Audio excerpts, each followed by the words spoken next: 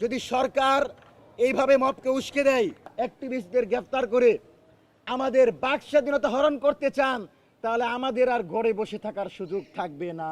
আমাদের বাক স্বাধীনতা নাই।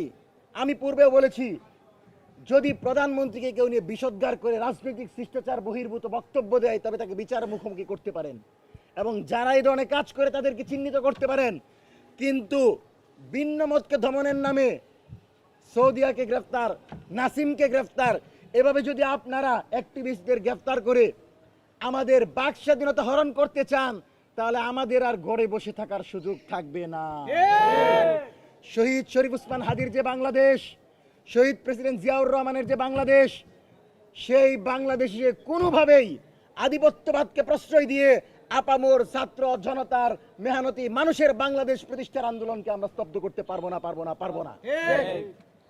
সম্মানিত সাংবাদিক বন্ধুগণ, গতকালকের ঘটনায় যারা জড়িত এদের সর্বোচ্চ বিচার নিশ্চিতের দাবি জানাচ্ছি এবং আমরা আশঙ্কা করছি, যদি সরকার এইভাবে মবকে উস্কে দেয়, তাহলে আগামীতে আমাদের জুলাইয়ের প্রত্যেকটি শক্তিকে এই ধরনের আক্রমণের শিকার হতে হবে।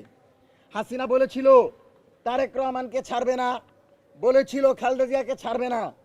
সুতরাং যেই হাসিনা তারেক রহমানকে চুর বলেছে, যেই হাসিনা খালেদা জিয়াকে নির্যাতন করে মৃত্যুর দিকে মুখোমুখি করেছে, সেই হাসিনার বয়ানের সাথে প্রাসঙ্গিক করে কথিত ছাত্রদলের কোনো নেতা যদি বক্তব্য দেয়, তাহলে আমরা ছাত্রদলের বক্তব্য সেটা মনে করি না।